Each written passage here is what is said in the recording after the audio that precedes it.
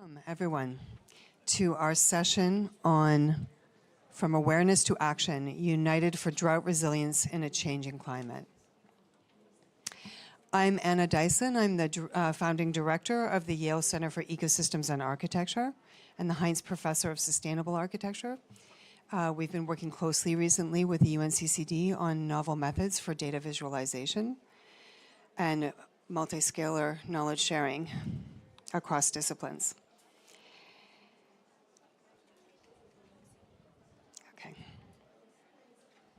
So drought, intensified by the escalating impacts of climate change, is not merely a local woe, but a significant global challenge of our times.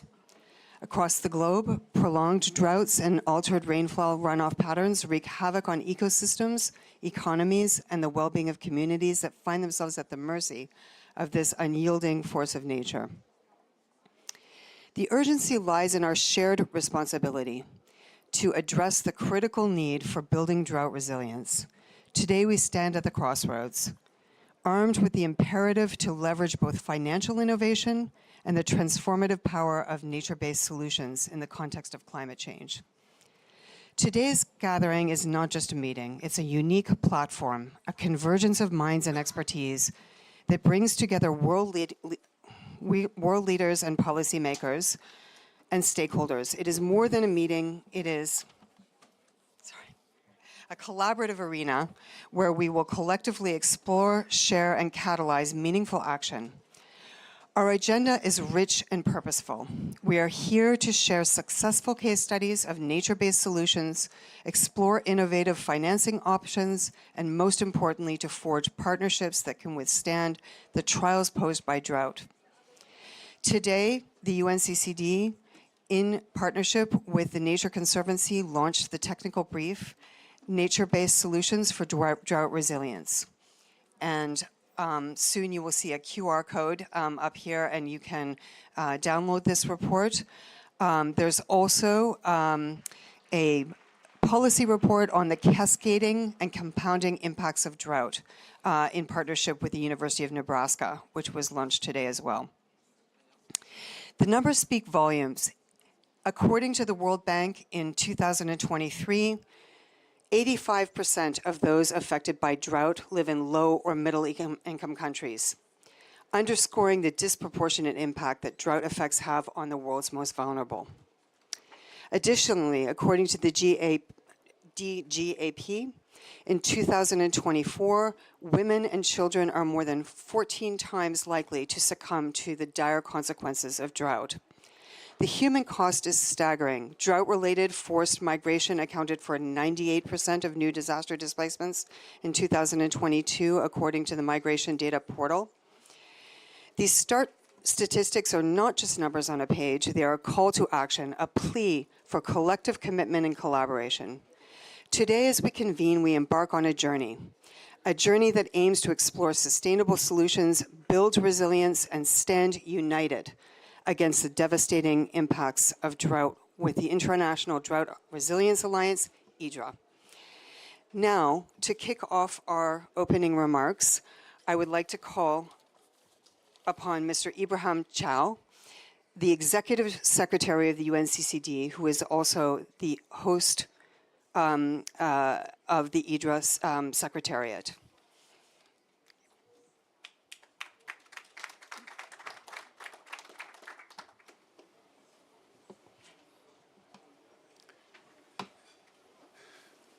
Thank you very much, Excellencies, ladies and gentlemen.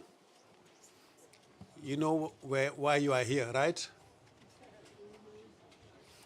You are here because you want to be part of a movement to build drought resilience from around the world. You are here because you want to build bridges between policy making, science, civil society organizations, and the private sector. We are here because we want to change the narrative and the fate of many people that are affected by drought. Changing the narrative means that we should recognize that drought is a global phenomenon, does not only affect poor countries, does not only affect countries in transition, but affects everybody, though the poorest always bear the brunt. We are here because millions of people from around the world are losing their jobs, their prosperity, sometimes their dignity when they are hit by drought. We are here because we can change the course of the situation where countries that are hit by drought can still resist the shock. In many parts of the world, economies are devastated anytime, Minister, please. In many parts of the world, economies are devastated in any year of drought. Years of drought usually corresponds to years of economic downturn. The primary sector is the principal source of income for many, many countries. So welcome to this IDRA event, where 35 countries and 28 organizations have already signed up, and counting. It's coming. I'm pretty sure we will have more countries or more organizations signing up today. This is more than an alliance. It is more just a group of friends who will meet from time to time to discuss. This is a coalition of countries that have been brought together under the leadership of President Macky Sall of Senegal and Prime Minister Sanchez of Spain last year in Sharm el-Sheikh. And creating this coalition is extremely meaningful in the sense that it creates the dynamic that would allows us to. I have a lady minister in the back there. Can someone be kind enough to help me?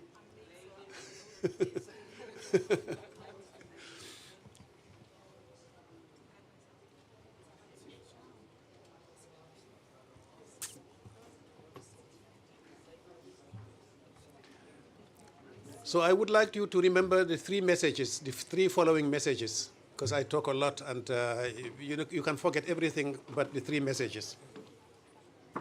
First, the importance of taking a proactive action. For millennia, we have been reacting to droughts. We wait until they occur, we wait until they start killing, and then an international appeal is made if you need help, and the world tries to rally and organize itself to come to support. No, we cannot continue to do that, because we can have information, we can have early warning systems that would allow us to know more or less what is going to happen. But more importantly, we can better prepare to the next drought, because we know there will be another drought. What we don't know is when that drought will occur and how severe or not it will be. Second, solutions to mitigate the impact of drought is not an illusion. I, again, just last month, met with a minister who asked me, what can you do with drought? It's a natural phenomenon. There's nothing you can do. Yes, Minister, you can do something about drought, and you can invest on drought resilience, and every single dollar you invest in drought resilience can bring more, at least $3 in income. So, and some of these solutions are nature-based solutions. They are not necessarily very expensive, but they can save lives and they can save economies. But lastly, we should invest. We should not just wait until drought occurs and start, organizing ourselves to make sure that people, that lives are saved. We should invest in building resilience. It is absolutely necessary to know and to think about the future drought and prepare ourselves. If not, what happened to Fatima, those who know me may have heard about this story. I read this last year in a BBC article, and I could not sleep. After I read it, I'm still in shock. Fatima is a mother from Somalia last year, and as you know, Somalia was hit by severe drought over years. Now they are facing floods. But Fatima was interviewed by the BBC, and I will read what she said. She was very strong in uttering the following words. She said, I saw my daughter, it's a 3-year-old called Farhir. I saw my daughter die before me, and I could do nothing.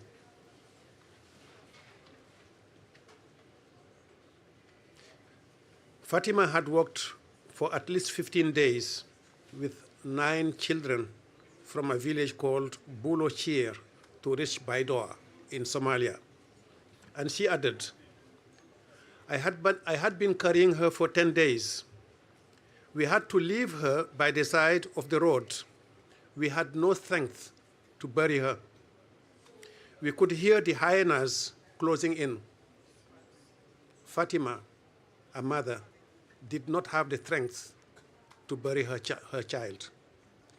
This is what drought does to you when you are weak, when you are vulnerable, and when you don't have support and aid.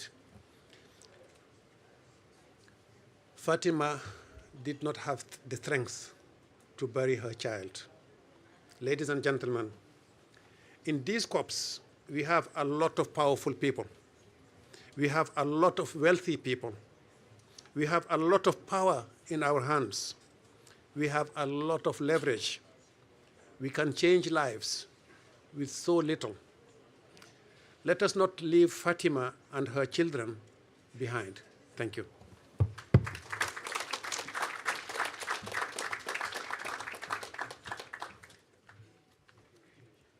Thank you, Mr. Secretary, for that extremely powerful testimonial. Next, I'd like to call upon His Excellency, Mr. Alioune Ndoye, the Minister of the Environment, Sustainable Development and Ecological Transition of Senegal, and also the IDRA co-chair. His Excellency will be delivering his remarks in French, so I invite you to put your translation earphones on.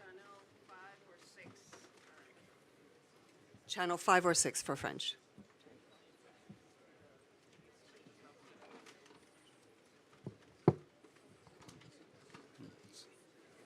Some language resilience.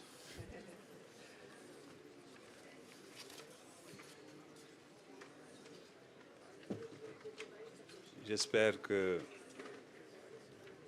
ces différentes personnalités sont là ou représentées.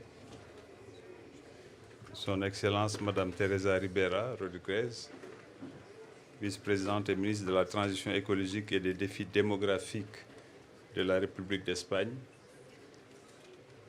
Monsieur Ibrahima Thiaw, secrétaire exécutif de l'UNCCD.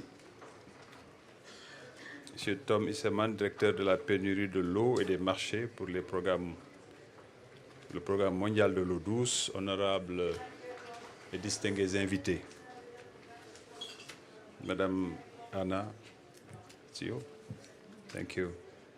Donc, modératrice de cette session. J'exprime mes chaleureux remerciements à mes collègues, ministres et autres autorités qui ont bousculé leur agenda pour prendre part à ce rendez-vous hautement important pour l'avenir de la planète ici à Dubaï. Chers frères et sœurs, merci pour votre présence. Je suis particulièrement honoré de co-présider cette rencontre avec ma collègue d'Espagne. Mes remerciements vont aussi à l'endroit de tous ces acteurs qui participent à ce side events en ligne. Je voudrais saluer M. Ibrahima Thiaw, secrétaire général de la Convention des Nations Unies sur la lutte contre la désertification, pour le remarquable travail d'alerte, de plaidoyer et de mobilisation réalisé par l'UNCCD, qui a accepté de faciliter la mise en œuvre de cette alliance. Nos travaux qui se tiennent en marge de cette COP28 suscitent de grands espoirs au sein de nos communautés, qui attendent beaucoup de nous, notamment au regard des multiples enjeux et défis liés au changement climatique en général et à la sécheresse en particulier. En effet, selon les données disponibles, la désertification et la sécheresse causent la perte de 12 millions d'hectares chaque année, soit près de 23 hectares par minute. La dégradation des terres affecte directement 74% des personnes pauvres dans le monde, ce qui accentue les mouvements migratoires avec leur cortège d'ennuis et de catastrophes. Mesdames et messieurs, notre rencontre se tient dans un contexte d'urgence climatique qui impacte durement nos politiques de gestion des terres et exacerbe le phénomène de la sécheresse. Dans ce contexte, je me réjouis de la mobilisation exceptionnelle des États membres et des partenaires au développement autour des objectifs et des ambitions portés par l'Alliance internationale pour la résilience à la sécheresse. Toutefois, il faut aujourd'hui mobiliser de nouveaux partenaires, à savoir les institutions de recherche, le secteur privé et surtout la société civile. Cet important événement parallèle vient à point nommé en ce sens qu'il permettra sans nul doute de conscientiser davantage les décideurs politiques et partenaires au développement de la nécessité de renforcer la résilience des écosystèmes et des communautés face à la sécheresse afin que des mesures soient prises à différents niveaux et différentes échelles. Déterminer la valeur ajoutée des mesures proactives en s'inspirant des success stories, de l'approche solution basée sur la nature. Explorer les mécanismes de financement innovants et les opportunités d'investissement pour renforcer la résilience. Enfin, stratifier les défis, identifier les mécanismes d'alerte précoce, les opportunités et synergies ou modalités pour une plus grande mobilisation et une convergence des partenaires. Les différentes interactions permettront sans nul doute de mettre en exergue l'importance, mais aussi la pertinence des approches intégrées et inclusives dans la mise en œuvre des programmes de lutte contre la sécheresse. Ceci implique naturellement la mobilisation de toutes les parties prenantes. Les acteurs étatiques, la société civile, le secteur privé, les institutions universitaires et de recherche, les organisations de producteurs, bref, toutes les parties intéressées par la question. En perspective, vivement que nos travaux qui seront ponctués par des communications de haute facture puissent baliser les meilleurs itinéraires, notamment la gouvernance de cette organisation du point de vue des politiques et stratégies et le développement du réseautage de tous les segments et à tous les niveaux. La mobilisation des scientifiques, des hommes politiques et des bailleurs de fonds, publics et privés, autour de cette initiative constitue le gaz d'une issue heureuse des négociations engagées depuis quelque temps et qui constitue la vitrine de cette alliance. C'est sur cette note d'espoir que je souhaite un succès éclatant à ces travaux, en vous remerciant de nous avoir accueillis. Merci beaucoup.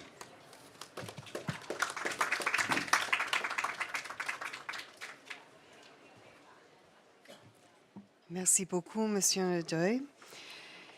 And now I will call upon Mr. Antonio Nieto, the Director General of International Relationships at the Ministry for Ecological Transition and Demographic Challenge of Spain. Thank you.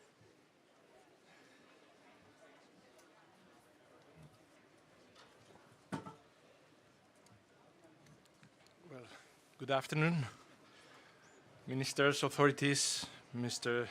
Executive Secretary. Thank you once again for the kind invitation to be here with you. And on behalf of Minister Rivera's, I would like to express her apologies for not being able to attend this meeting this morning. But I will try to represent her as well as best as I can. And it's, of course, a pleasure and an honor to co-chair this meeting with the colleagues from Senegal, as we've been doing for several months now. The current situation regarding water scarcity is alarming, and the numbers, as we heard today, are getting higher every year. Approximately, as it was said, half of the world's population faces significant water shortage at some point during the year. We are seeing this situation everywhere, not only in Africa or Southeast Asia, even in the European Union, 70% of the territories have been at risk of extreme drought in recent years. My country, Spain, is also experiencing alarming situation, especially in the southern and northeastern part of our territory. And the challenge that we face is multidimensional, involving awareness of how climate change is affecting us, how we need to address financing issues, but also the potential for innovative, integrated approaches and nature-based solutions to deal with it, as the minister from Senegal was saying. And yes, we urgently need to act. As Executive Secretary said in his introduction, the solution, among many, but perhaps one of the most effective, is to invest in building resilience as a way to prevent future losses, reduce risks, and drive innovation while generating social and environmental benefits. But this transition, we can be ecological, but this transition must be just.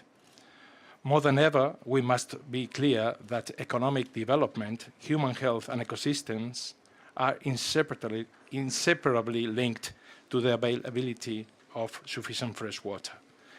Ecosystems and drought are closely linked. The impact of drought affects nature's ability to deliver environmental, social, and economic benefits. Our wetlands, some of the most biodiverse areas in the world, are at risk. I won't repeat some of the information and numbers that were said in the introduction and by Executive Secretary, but yes, we are seeing this problem affecting everywhere, even, as I said, in Europe. According to the European Drought Observatory, we are in the worst drought of the last 5 centuries in the European Union. And we're talking about 5 centuries, 500 years. So this is a problem everywhere. Of course, it's affecting more developing countries and other more poor countries, but this is a problem for everyone to pay attention to. The annual costs of droughts in Europe ranges from 2 to 9 billion euros every year. It's necessary to implement the principles of integrated water resources management to reduce pressure on water resources and increase water availability in order to reduce the number of people exposed to the impacts of drought. Since we launched the IDRA project, as Executive Secretary was saying, 35 countries and 8 United Nations entities, 8 multilateral banks and financial institutions, and 10 governmental organizations have already decided to join us in this commitment to address drought. Spain wants to keep on sharing our experience in these areas. From IDRA, we must generate the necessary political momentum to make droughts and their effects a clear priority in the environmental agendas of countries.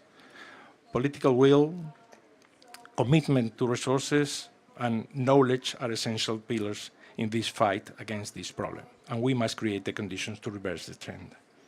Drought, more than ever, must be at the center of our climate agenda. I wish you a fruitful and rich discussions this morning. Thank you.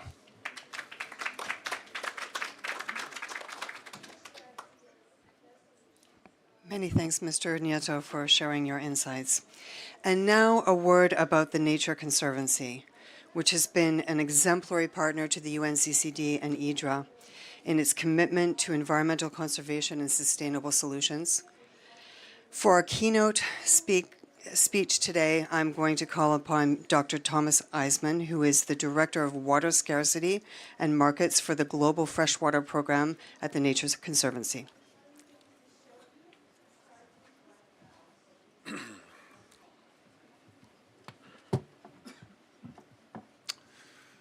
Thank you.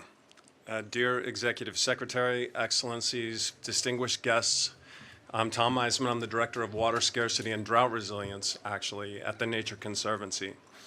And on behalf of our CEO, Jennifer Morris, who joined your event on December 1st, I want to express our appreciation for your leadership on drought resilience and our support for the International Drought Resilience Alliance, and a particular thanks to our colleagues from Senegal and Spain for their leadership in developing this alliance.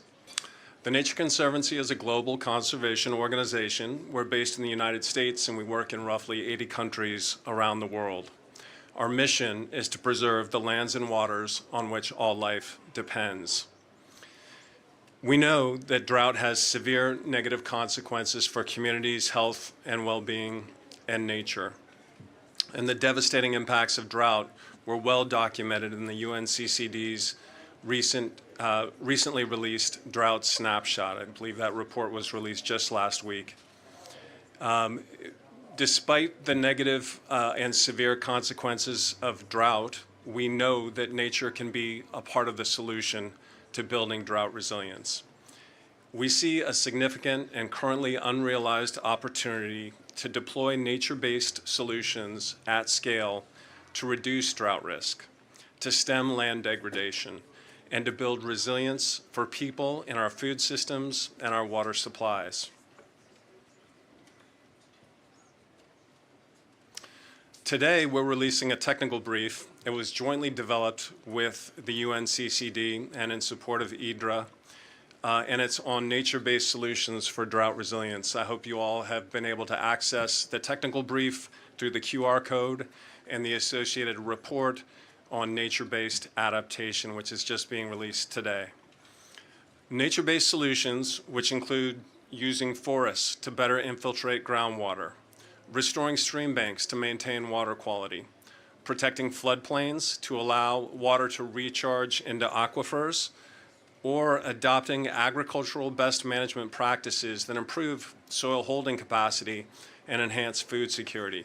These nature-based solutions will be integral to our ability to adapt to a changing climate. NBS, or nature-based solutions, or NBS, can meaningfully reduce the risk of drought and floods in 1/3 of the places across the globe where flood and drought hazards are expected to increase due to climate change, and this is documented in our technical brief in the report. And this includes areas within Southern Africa, Europe, Brazil, and the Western United States that exhibit both high potential for nature-based solutions and high potential for future drought risk. So we urge you to visit the report to consider the role of nature-based solutions in this effort. And we thank you for the opportunity to join you today, and we look forward to continued collaboration in building drought resilience. Thank you.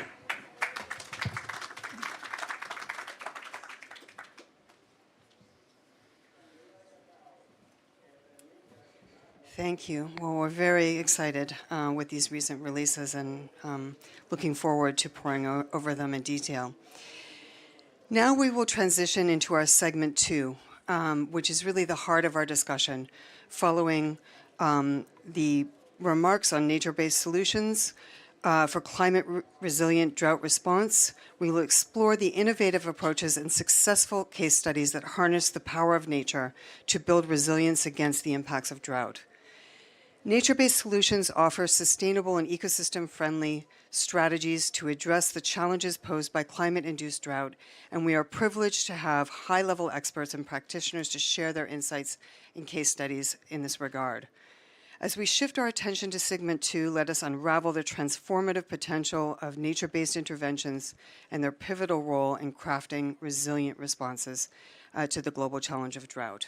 So I invite the second group to come up.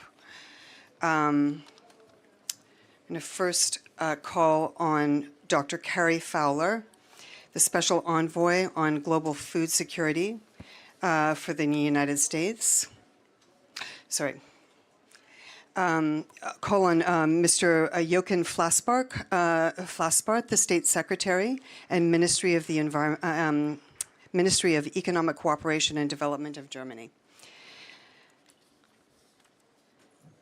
And next, calling on Dr. Carrie Fowler, the Special Envoy on Global Food Security of the United States. Next, to Her Excellency Ms. Leila Ali Kamara, the Minister of the Environment of Mauritania. And then I call on Ms. Indu Umaru, the co-chair of the International Indigenous Peoples Forum on Climate Change and SDG advocate, to join the stage. Okay. And lastly, Dr. Faji Mana, Earth scientist and NASA Goddard Space Flight Center, who recently has been recognized as one of the 50 young leaders of Africa. Okay. So we'll start with His Excellency, Mr. Flassbart, the State Secretary from Germany. Germany is known for sustainable development. Can you share some of the stories of how Germany is affected by drought and how Germany is responding to it through the promotion of nature-based solutions? How is Germany's international cooperation action promoting nature-based solutions to increase drought resilience? And can you share some case studies? Thanks a lot for having me here. Hello, everybody, at this important event. And let me, at the beginning, congratulate Senegal and Spain for taking the lead. I think the relevance of droughts was so long highly underestimated. So everybody thought it was sitting somewhere else far away, but it is everywhere. But of course, some are more hit than others. And I think the breathtaking example Ibrahim Thiaw mentioned here at the beginning is a peak of it. You cannot imagine something worse. But it starts already at a lower level.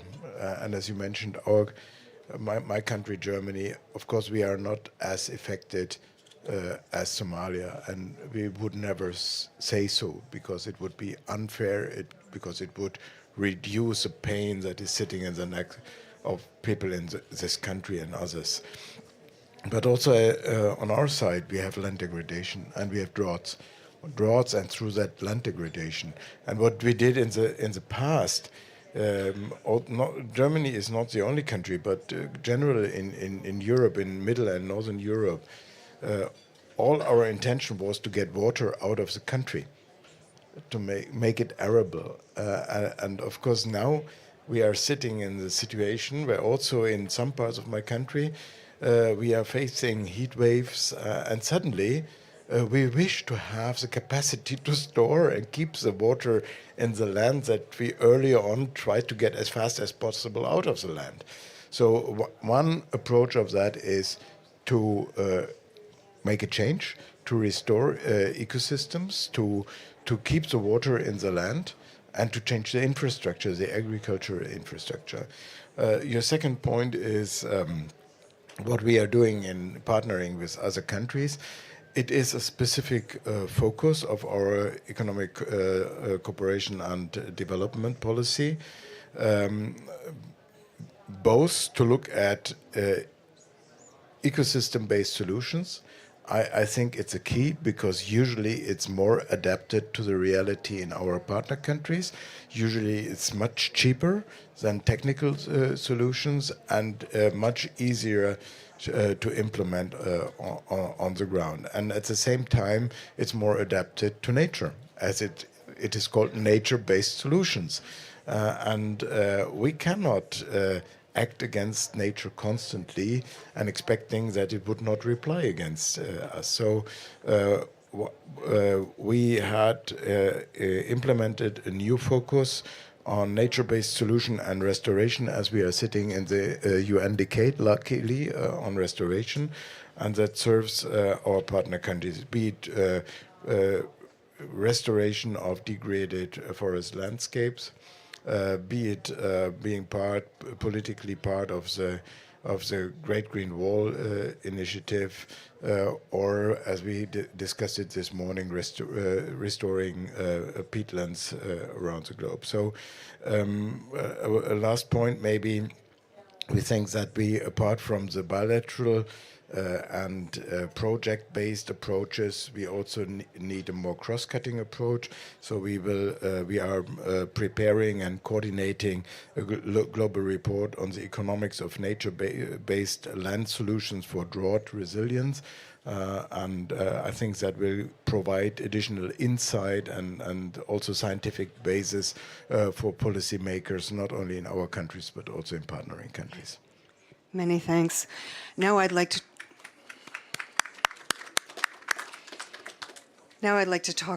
call on Dr. Carrie Fowler to share a real-life example of how the U.S. has used nature-based solutions to help communities cope with drought. What practical insights can other nations gain from the U.S. experience?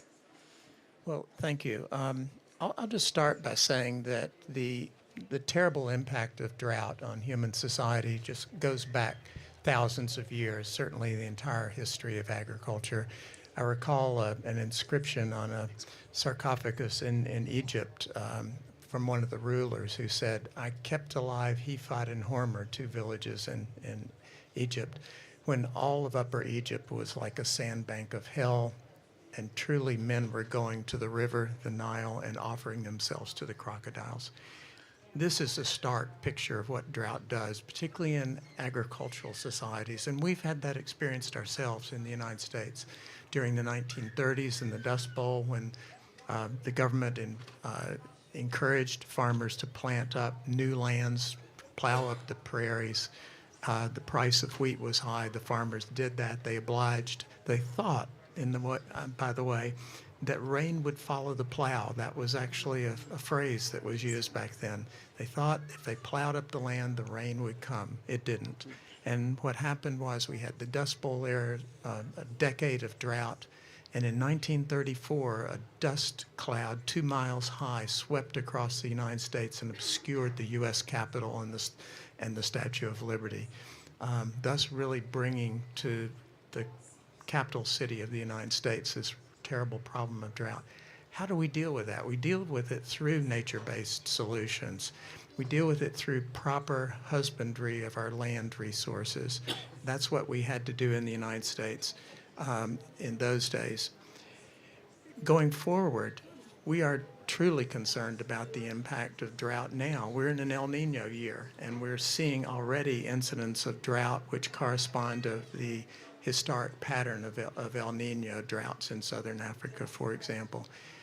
What we've tried to do is both long-term and short-term.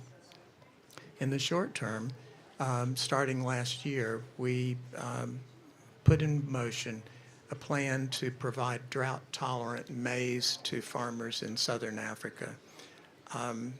We didn't know that an El Nino was coming, but it was. And this year, 181 tons of drought-tolerant maize will be going into Africa, and I think in southern Africa, and saving lives. Wonderful. If I have time, I'll tell you also about our other program called the Vision for Adapted Crops and Soils, which really attempts to improve soil management and improve the soil health and fertility, both by providing more information and data to governments all the way down to the farm level, again focused in Africa, so that governments can make better, more informed decisions about where to plant, and by implication, where not to plant, what to plant, hopefully a diversity of crops that will increase resilience and also increase soil health and fertility, and then what kind of farming system to use on that land.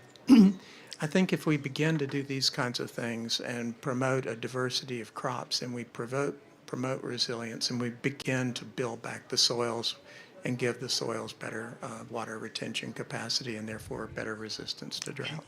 Thank you so much for that. Underlying the relationships between species diversity and soil health. Thank you very much. Now, I would like to call on Her Excellency Ms. Ali Kamara from Mauritania.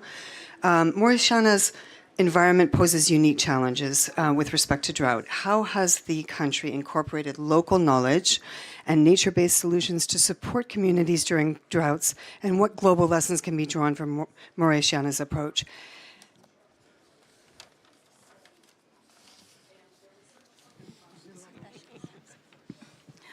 Okay. So let me use this one. Thank you. It's Mauritania. Mauritania. There's Mauritius and Mauritania. And you invent another one, Mauritania.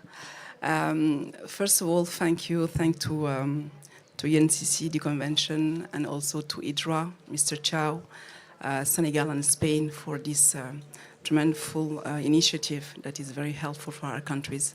I will be speaking in French, but I think it's important to use other languages so the rest of the world can understand what we are saying on those COPs.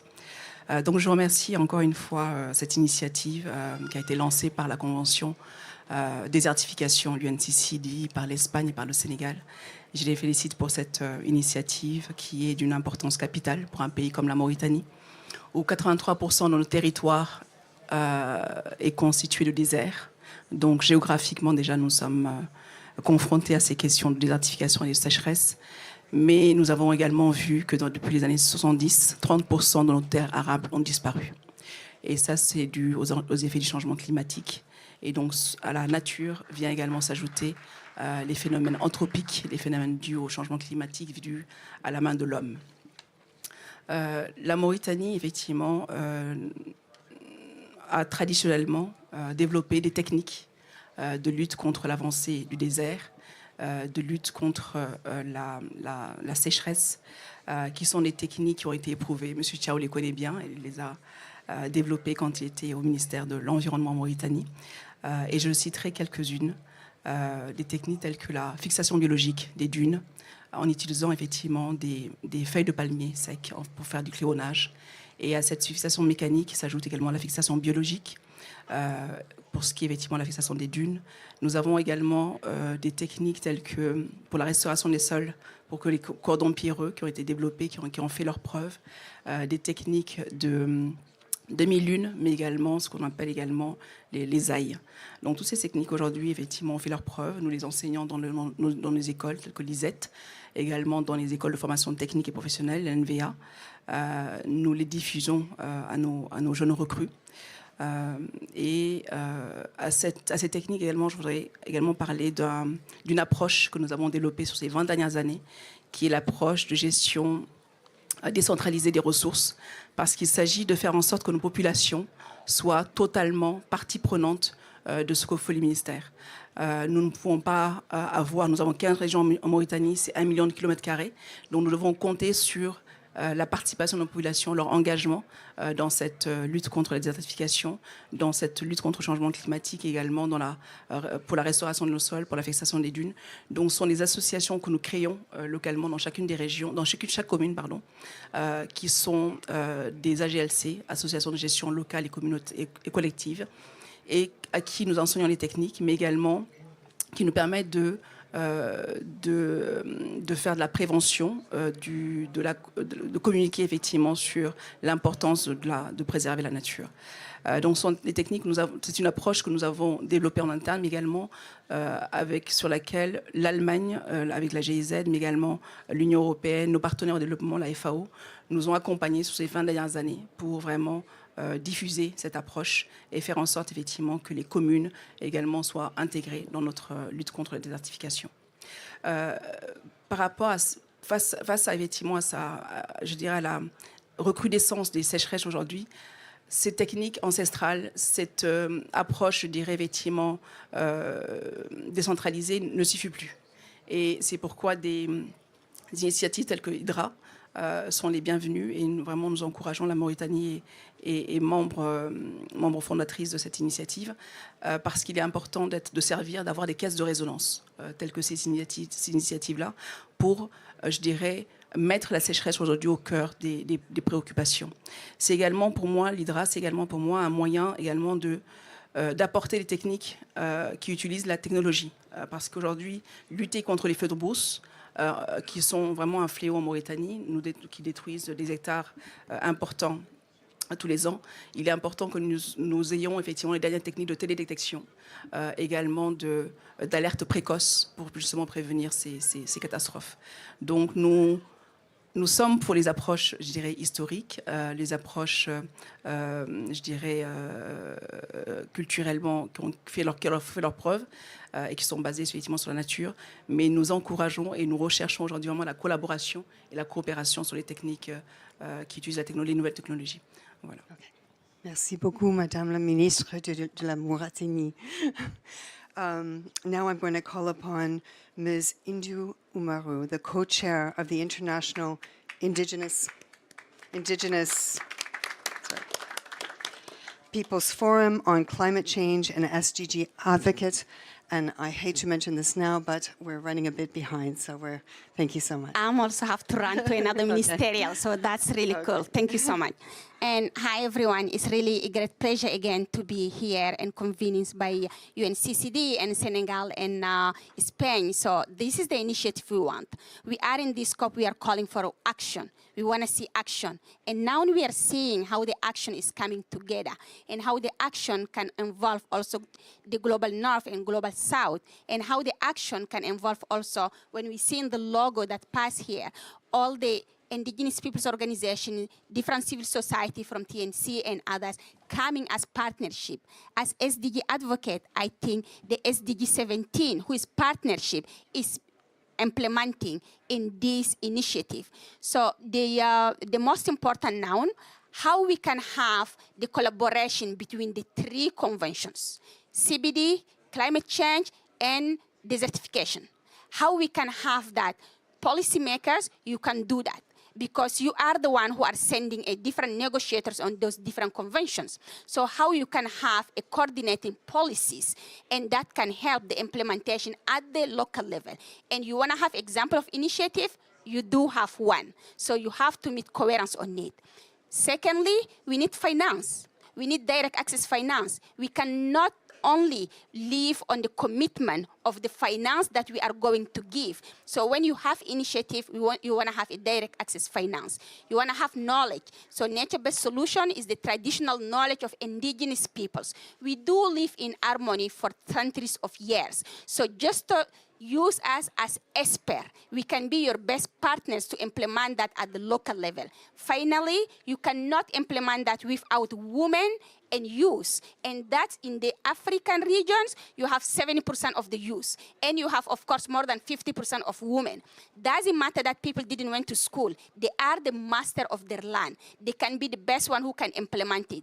Give them direct access finance, and then they can fight against drought. So we will be happy to accompany all of you to the 3 COPs next year, but we wanted to play our role effectively on the ground to give the examples successful. Thank you so much.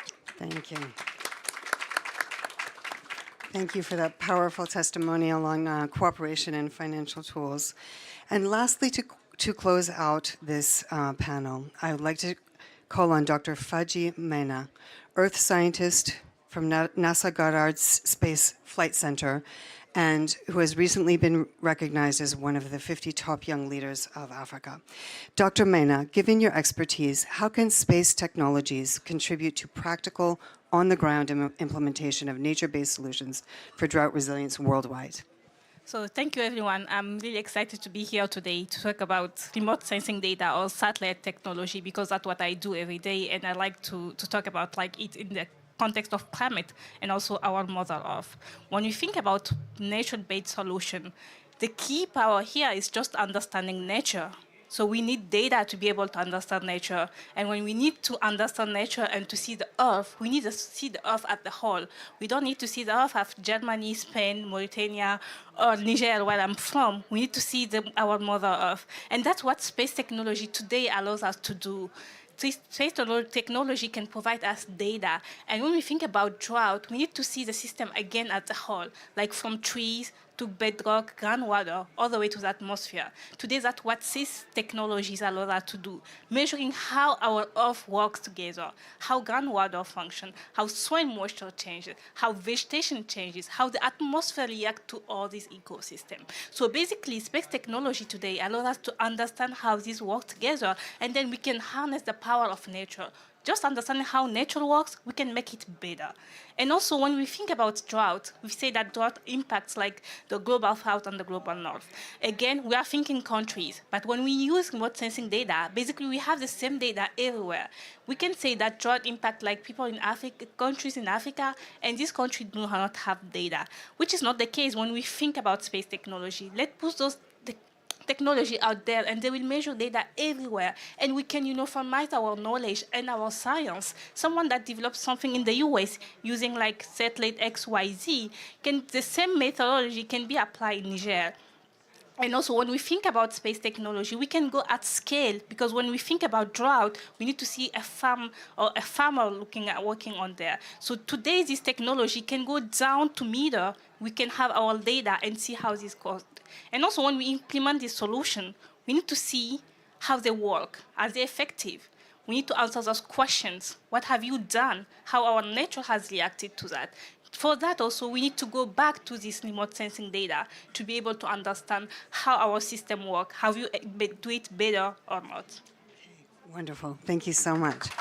And now we're going to have to move to segment 3, but I'm going to open the floor very briefly for a quick question. No, I'm saying we're moving on. So please welcome, join me in giving a round of applause to this excellent panel.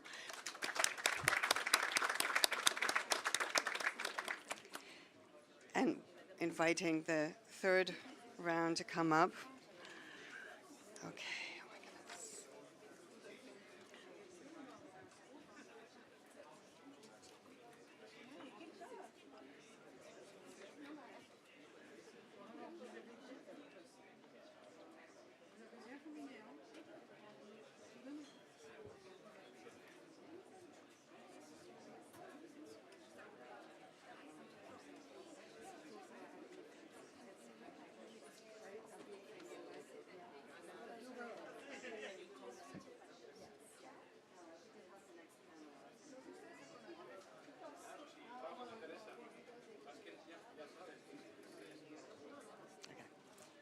Okay, so we'll have the next panel come up and take their seats.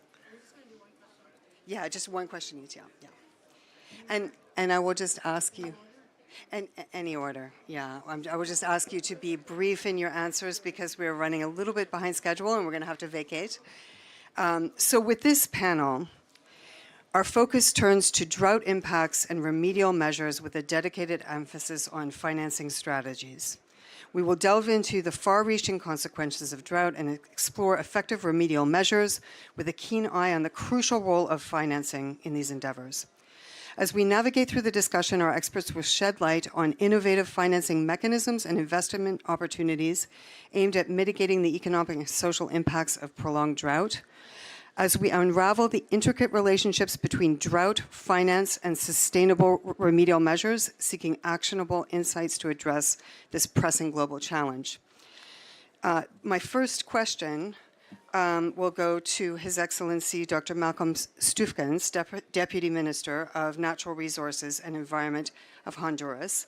How does Honduras strike a balance between economic development and sustainable financing for climate-resilient drought response, considering the social and economic dynamics in play? Yes, thank you. I'll ask it, is there a translation in Spanish also, taking into account that also we should speak all the different languages? Is there? Yes. There is. Okay, muchas gracias. But I think that channel, which channel for Spanish? It's important for the languages also. Muchas gracias. Especially also Spain is leading one of them, and thank you for Senegal for leading. Yes, thank you so much, His Excellency from Senegal. Yes. Okay, thank you so much. Okay, muchas gracias. Gracias a España y a Senegal por darnos ese liderazgo y decirnos por dónde deberíamos de estar avanzando.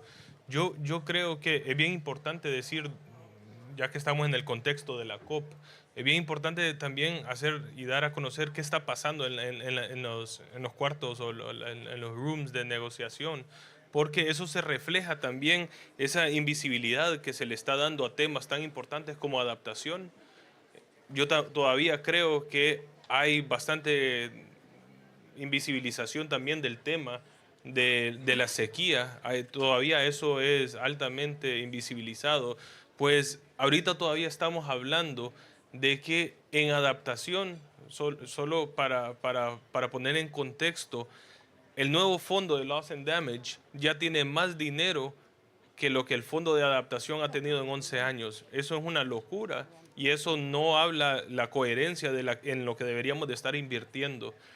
Nosotros deberíamos de estar invirtiendo en resiliencia, deberíamos estar invirtiendo en la causa, no en el efecto. El fondo de pérdida y daño es invertir bueno, invertir un poquito en temas de la causa. Y eso, de hecho, a lo que nos lleva también es a más endeudamiento de nuestros países. Y eso es una preocupación. El tema de la sequía está afectando a todo el mundo y Latinoamérica es una de esas zonas altamente afectadas. El corredor seco de Centroamérica, una zona súper afectada. En Honduras, 137 municipios de los 298 están afectados por temas de sequía.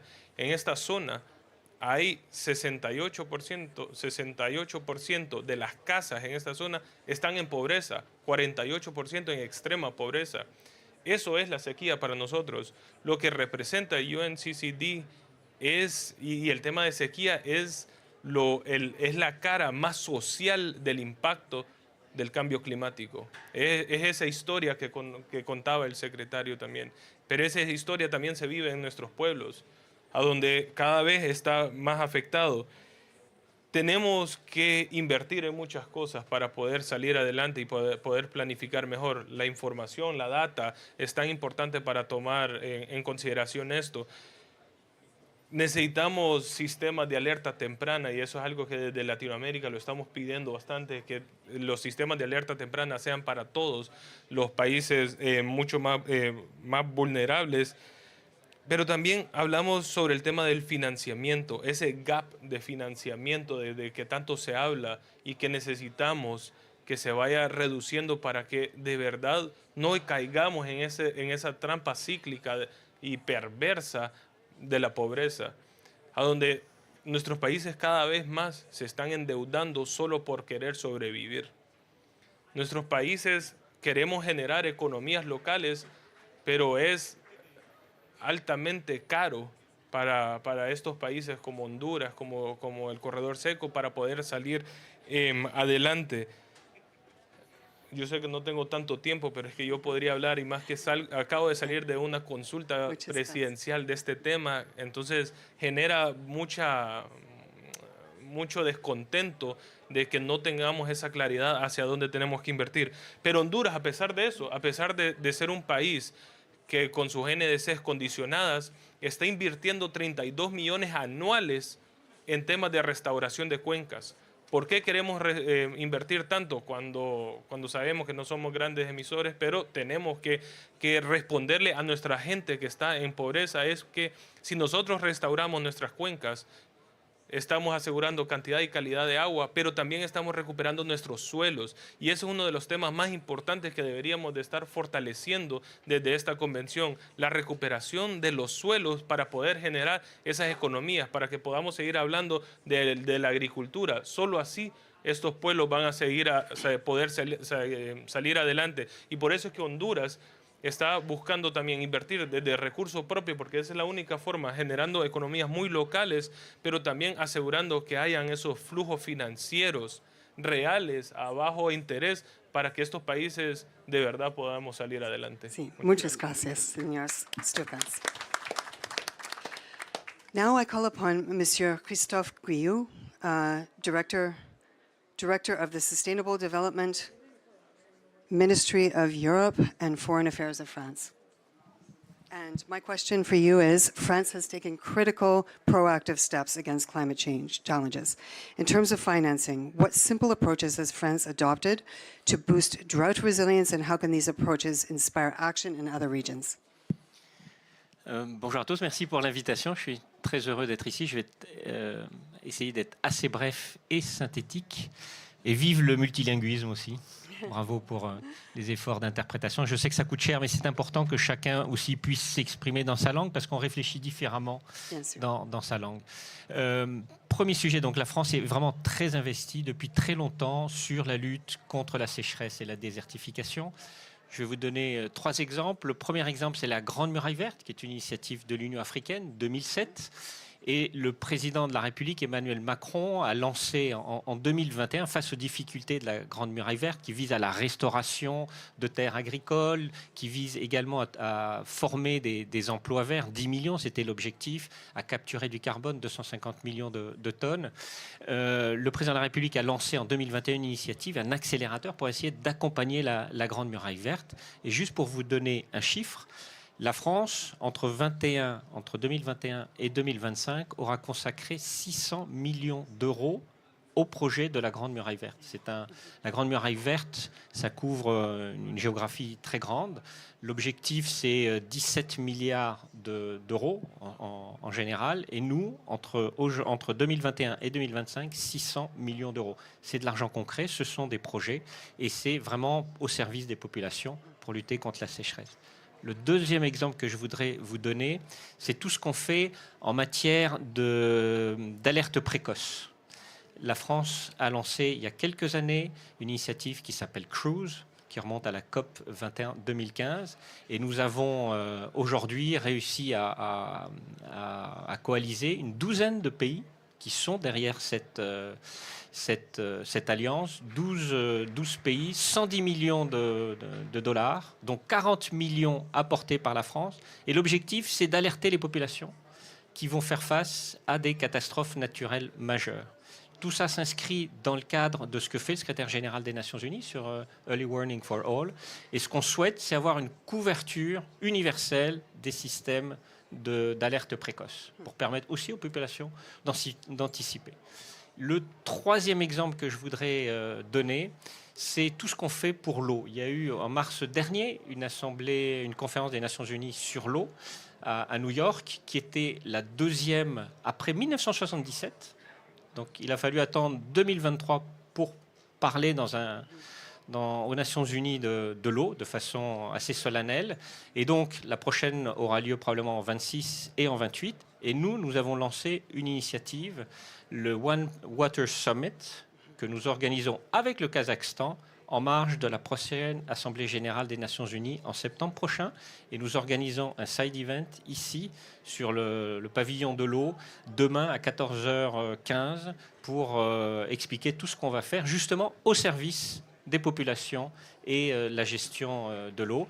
Et enfin, je voudrais revenir sur la Grande Muraille Verte et vous indiquer que c'est vraiment un sujet qui est suivi personnellement par le président Emmanuel Macron, et que la semaine prochaine, il est rentré de la COP il y a quelques jours, et la semaine dernière, il nous a demandé d'organiser, en marge de la conférence de reconstitution du FIDA qui aura lieu à Paris les 14 et 15 décembre, il nous a demandé d'organiser un side event sur la Grande Muraille Verte, pour que les choses avance. Et donc, nous organisons la semaine prochaine à Paris un side event sur la Grande Muraille Verte. Donc, tout ça pour dire que c'est pour essayer de faire avancer les choses, trouver des solutions et mobiliser ce qui reste encore à mobiliser au service de la planète et des populations. Excellent. Voilà, je vous remercie. Thank you very much. I think I can speak for everyone in the room to say that the Great Green Wall is one of the most inspirational projects in the world, and we thank you so much for your contributions to that. And tomorrow at 4 p.m., the Water Pavilion. There will be an exposition and event. Okay, now I call on Ms. Jennifer Sarra, the Global Director for Climate Change Global Practice at the World Bank Group, and I ask you the following questions. How do we create incentives for drought resilience at different levels, and what approaches should be pursued by development banks to finance investment needs to strengthen drought resilience? Well, thanks, and I'm absolutely delighted to be here, and I'll speak in English. You know, for many, many years, many people might know I was water. I was the global director for water for years. And I remember at COP25 in Spain, Chile, Spain, we had Water Day for the first time because the climate people never talked about water. And here we were seeing too much, too little, too polluted. The variability, the impacts of climate change were so huge on water. We're delighted now that water is front and center, but you know, it's still for the crisis reasons, to see water so prominent at a COP. So that's fantastic. The water and climate leaders just bringing people together to really bring these communities together. When we hear about floods, huge floods in cities, it makes headlines. It's on the newspapers. It's on TV for like a week or two, and then the waters recede.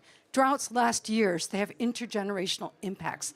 We don't hear about them. They make the news a little bit, and then they're on a back page. And I think that's the real difference and the real tragedy about droughts in a way. And the World Bank's done a lot of research, and I'll get to your question about countries, what countries could do and how we best support them.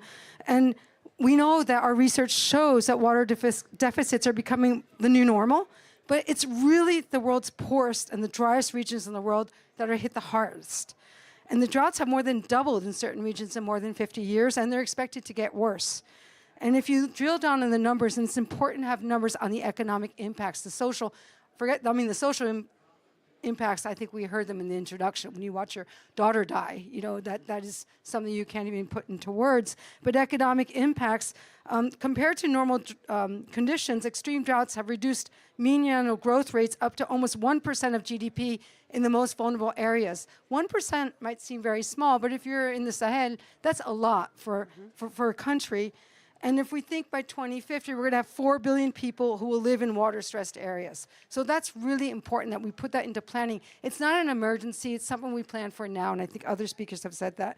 And it impacts jobs, 3.4% of wage gap for migrants. Migrants flee droughts. They try to find more jobs. So it affects also so many different levels of the economy. And we know on the intergenerational side that a woman who bears a child and she's living in a period of drought, the child is born already with deficits, with nutritional deficits, and comes into the world with less opportunity because of that. So what can we do? I think, first of all, we've talked about that, is understanding that the drought, I'm going to skip over because I know we're running out of time. I wanted to also talk about the drought and conflict, because there's a lot of research going on, too, that shows the linkages between drought and conflict. And that's going to be very, very important, because you're then adding weak institutions and conflict and severe migration on top of countries dealing very, very difficult with difficult drought situations. But I'll come back to, we have a lot of reports on this, and I'm just skipping because I know we're short of time. But what we did see on the solution space is the drought and deficit report shows a lot the importance of the green water, which is the soil moisture, and forests, how they can play a significant role in mitigating drought impacts, and that's part of the nature-based solutions. And the importance of coming back to land stewardship, the landscapes, ownership rights, investments in nature-based solutions for adaptation, water storage, groundwater recharge, watershed management, and this also creates livelihoods. So if we look at this also from not just nature-based solutions and protecting our ecosystems, how do we think about creating jobs for people? And I think that's very important. So for example, the World Bank, we're working across Africa and Asia to look at farmer-led irrigation. So it's not the big irrigation schemes, but what are the types of irrigation you can do on your household with the farmers there having all kinds of options for dealing with low water crops. Brazil, a lot of work we did with the government on technical assistance for them to have a multi-stakeholder approach to really do the deep dive data analysis in poverty-stricken Northeast region to really have, they have the Atlas da Sequía, so they have plans ahead. Okay. So policy reform, having the good data, understanding water, building the institutions, having the good data about the droughts, water management, early warning systems, building the institutions, building the policies. This is just the steps that all countries need to take. It's the planning before the drought, before the emergency, and it's putting in place the diversity of supply responses, demand management, and supply diversification of supply. And let me end on the last, because we mentioned Senegal and Spain. And at the World Water Forum in Senegal, how many of you heard about the EPIC response, which is how do you manage hydroclimatic risks? I'm going to end on this because it looks at how do you manage droughts and floods at the same time. It's the same water, it's the same institutions, it's the same policy, it's the same type of infrastructure. So we talked about this 2 years ago, it disappeared, there's new studies. I encourage you to go back, it's called EPIC. It's called EPIC response because you look at how do you enable the national building, the institutions, the laws, the hydromet services. How do you plan? How do you plan flood and drought risk mitigation, contingency planning? How do you invest? What are the investments you make on healthy watersheds, water resource infrastructure? How do you control floodplain management and water allocation? It's all there. It's for droughts, it's for floods, and it's all about stakeholder engagement. Has to be part of it, but national government leadership and the financing can flow within these frameworks. Thanks. Many thanks for that. Now, we're going to have to go a bit rapid fire. I'm going to call on Mr. Ignacio Lorenzo, Director of the Technical Advisory on Biodiversity and Climate, CAF, Development Bank of Latin America and the Caribbean. And if you could very briefly mention how could we scale the CAF approach to financing for climate resilient drought response? Okay, muchas gracias. Voy a hablar en español. Un agradecimiento y un saludo al liderazgo de Senegal y España por el liderazgo de la Alianza y ese programa Nexus. Para las regiones el tema de la sequía es esencial. en una secuencia niño-niña, mitad de nuestros países están en sequía, mitad de nuestros países están en inundación. Y eso nos hace estar en alerta y en trabajo permanente con los gobiernos en la región. Un ejemplo de esto fue el caso de Uruguay este año, un país rico en agua y con el ingreso per cápita más alto de la región, que se vio enfrentado a su peor sequía en la historia, una sequía que, de acuerdo a los modelos acoplados climáticos y hidrológicos, en una sequía que esperábamos dentro de 30 años, en un escenario de cambio climático muy fuerte, que la tuvimos este año. Hace sentido para la región trabajar en esto y allí CAF está trabajando en nuevas herramientas y nuevo financiamiento para ello.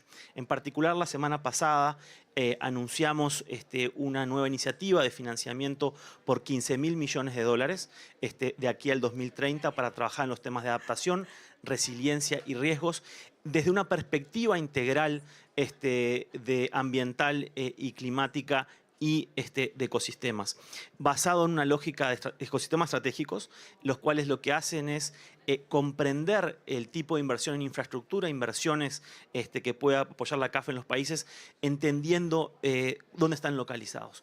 Y para eso quiero traerles un muy breve ejemplo de cómo este entendimiento de los ecosistemas estratégicos puede ayudarnos a encontrar soluciones adecuadas para los problemas de las sequías de una mirada integral, ambiental y territorial, que es en uno de nuestros ecosistemas los páramos. Los páramos es un ecosistema en los Andes, entre 2.900 y 5.000 metros, en los cuales habitan una planta llamada el frailejón, su nombre científico es la espeletia. Esta planta vive en condiciones de sequía, en condiciones muy extremas, en un lugar de poco aire, en una exposición solar muy fuerte. Y lo que tiene es que ha desarrollado en sus hojas unos pequeños pelitos que lo que hacen es capturar la poca agua que está en la niebla y que con eso la puede traer al suelo. Y ese trabajo que hace esa planta a lo largo de kilómetros y kilómetros cuadrados es lo que permite todo el sistema de agua para energía y para agua para beber en las principales ciudades de Colombia y Ecuador. Entender la dinámica de la naturaleza y poder invertir de manera inteligente, adecuada, en esa lógica ecosistémica nos puede dar soluciones adecuadas para una gestión sostenible. Con eso y cierro, ¿qué tipo de instrumentos podemos generar para esto? CAF tiene una larga historia en generar instrumentos innovadores base ambiental y le elaboramos, por ejemplo, un bono de agua en el 2016, el cual fue expandido en el mercado japonés, basado en moneda de Sudáfrica, en moneda de Turquía, o sea que realmente fue innovador en todo sentido, tanto desde el punto de vista de el mercado de capitales como del destino. Generar herramientas que hagan sentido, pensando en la naturaleza y poder invertir adecuadamente, entendemos que es el camino para solucionar este tema de manera integrada. Muchas gracias. Muchas gracias. And now I'll call on Mr. Matthias Berninger, Senior Vice President of Public Affairs, Science and Sustainability of Bayer AG, and ask the following question: how and to what extent is drought affecting the business community? How can the private sector effectively work together with the public sector in mobilizing resources for drought resilience? Thank you so much, and thanks for having me. I use English with a German accent, so you have two languages in one. Since we last met during the high-level conference on water, we have quite some good news. We talked last time about dry-seeded rice as a transformation in the rice sector that would allow irrigated rice to use up to 25% less water, so you get more crop per drop. We have the data of the field trials in India. This year, India is facing drought conditions. The rice production is going down for the first time in 8 years. And the result is much more than 25% less irrigated water gives us the same amount of yield. Wow. I'm personally very optimistic that at the intersection of biology, chemistry, and artificial intelligence, we will provide seeds and solutions for farmers that will allow to farm successfully under drought conditions. It's true for the expansion of no-till farming that avoids the sandstorms Carrie Fowler talked about. It's true for major crops like rice, corn, cotton, a very important crop for many farmers in the world. It's also true for crops that are orphan crops. The US had a major initiative here at COP to kind of help especially Africa to care more for those orphan crops. Again, something we participate in.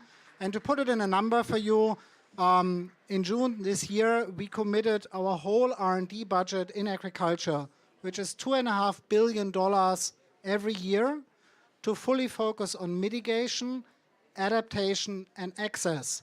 And what does a partnership look like? Together with the World Bank, we have created 1,000 Better Life farming centers in India that are ready to roll out these kind of innovations. For example, dry-seeded rice.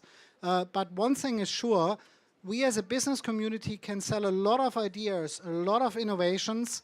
We cannot sell the water, which is why forest protection is so important, which is why it is so important that we reduce the emissions that we leave every year in the atmosphere. COP28 is again a COP where we have more carbon emissions in the atmosphere than in the COP before. That has to change. This is madness. We have to change. Okay. Thank you very much for those inspiring remarks. Now, I'm going to ask everyone to remain seated.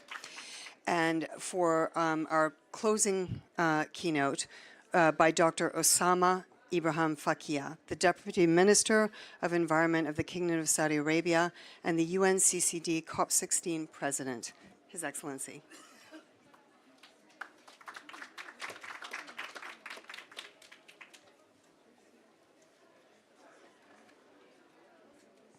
Indeed, just to correct that, I'm Dr. Ayman Ghulam.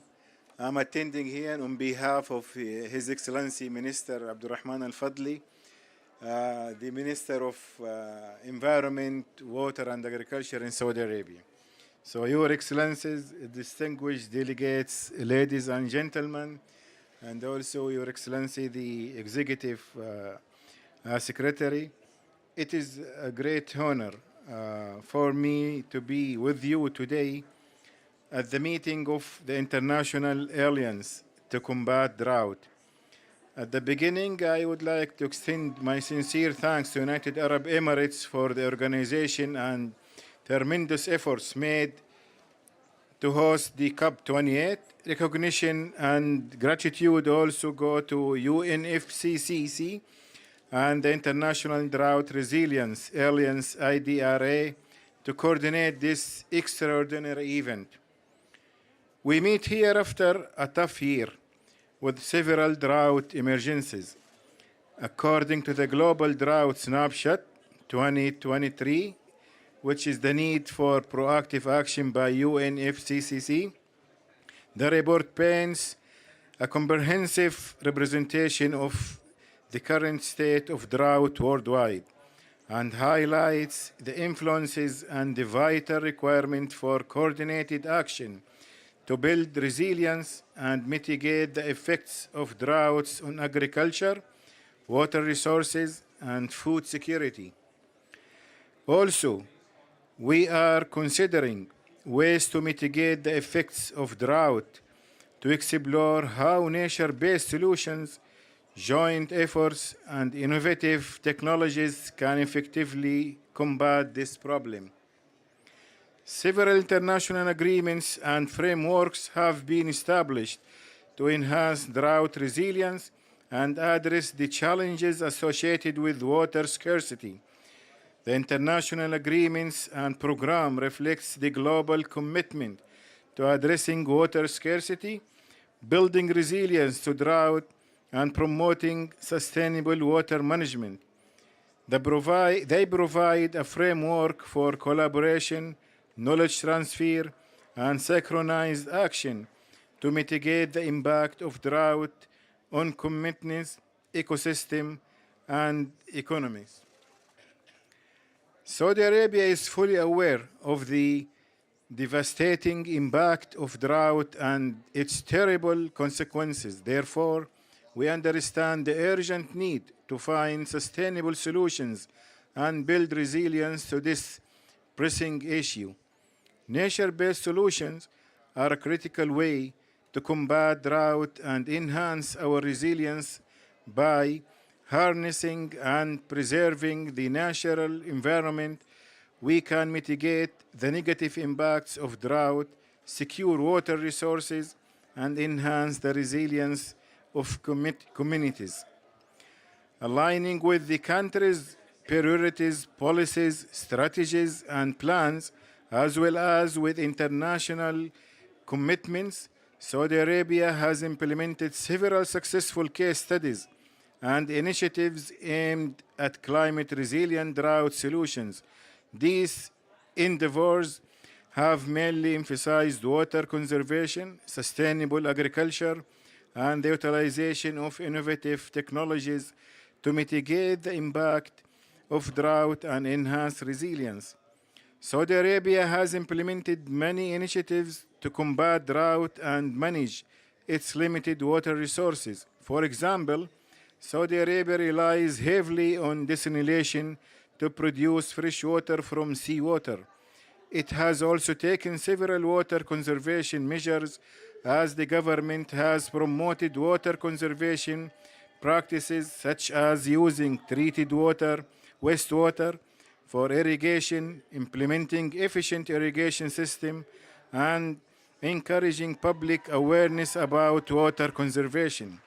The country has made changes in agriculture practices, including switching to more water-efficient crops, using advanced irrigation methods, and promoting greenhouse framing to reduce water consumption.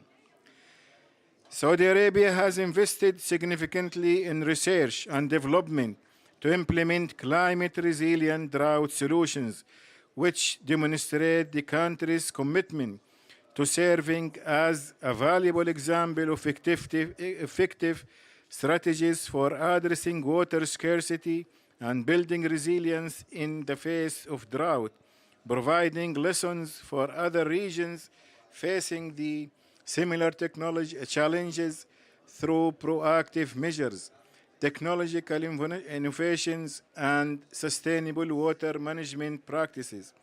Saudi Arabia is investing in innovative solutions such as researching new water desalination technologies, developing water-saving technologies for agriculture, and using remote sensing and satellite data to manage water resources more effectively. The government has implemented policies and regulations to manage water resources sustainably, including setting water use quotas, regulating groundwater extraction, and encouraging the reuse of treated wastewater.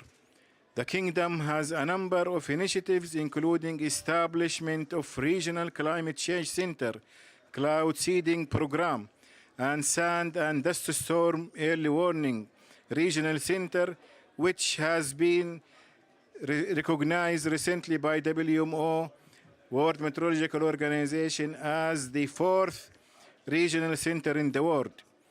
We believe that the Cloud Seeding Program in Saudi Arabia represents an innovative approach to combating drought in the region through increased rainfall and mitigate the effects of water scarcity. The drought monitoring, seasonal forecasting, and projections is one of the components in the Regional Climate Change Center initiatives, as well as Saudi government established the National Center of Vegetation Cover and Combat Desertification. Implementing effective climate resilience drought sustainable action in Saudi Arabia would not be possible without collaborative efforts among diverse stakeholders to leverage expertise, resources, and networks. By creating collaborative partnerships that bring together all government agencies, private sector entities, businesses, industries, stakeholders, technology providers, innovations platform, civil society organizations, NGOs, and academia institutes, we will have the capability to create and implement sustainable water management solutions, conduct joint research indoors, and develop educational programs. Saudi Arabia launched the Saudi Green Initiative, planning 10 billion trees, and Middle East Green Initiative planning 50 billion trees programs. These efforts will not only enhance biodiversity, but will also replenish groundwater, reduce soil erosion, and provide long-term water security for the communities. Furthermore, the Middle East Green Initiative, which aims to achieve net zero carbon emissions in the region by 2050, will develop ambitious renewable energy projects, increase investments in the green economy, and promote a culture of environmental conservation.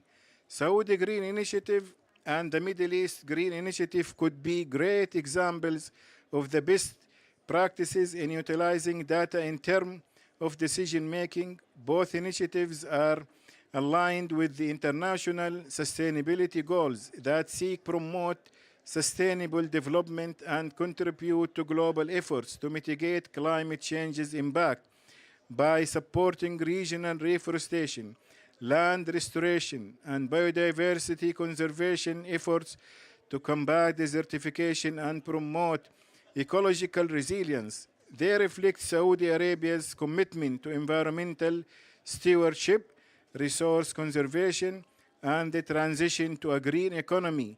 Though, through these ambitious initiatives, Saudi Arabia is demonstrating leadership in promoting environmental sustainability, fostering regional cooperation, and advocating for climate action in the Middle East. To learn more about the initiative's projects, we welcome you to visit the Saudi Green Initiative Gallery located in the Kingdom of Saudi Arabia Pavilion at the Green Zone. The drought is one of the causes of desertification. The United Nations Convention to Combat Desertification, UNCCD, is an international agreement on good land stewardship. It is only internationally legally binding framework set up address the problem of desertification entered into the force in December 1996. In 2024 will mark the 30th anniversary of the UNCCD of Combat Desertification. UNCCD 6 Intergovernmental Working Group IWG meeting on drought scheduled from 3rd to 6 June 2024 in Saudi Arabia.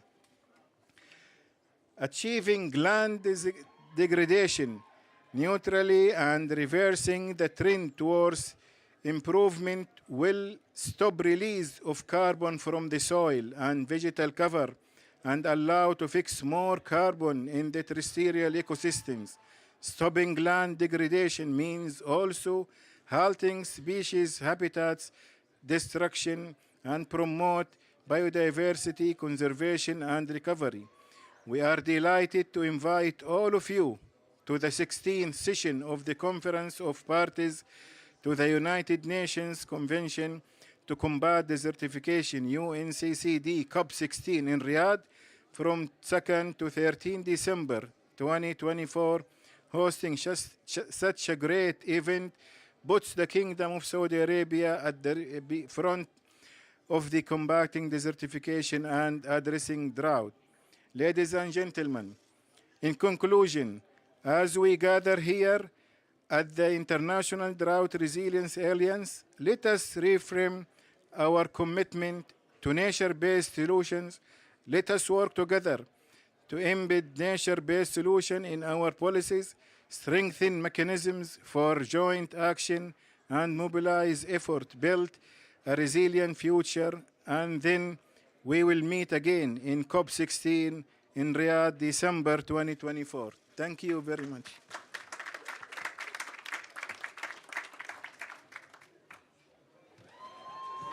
Thank you, Your Excellency.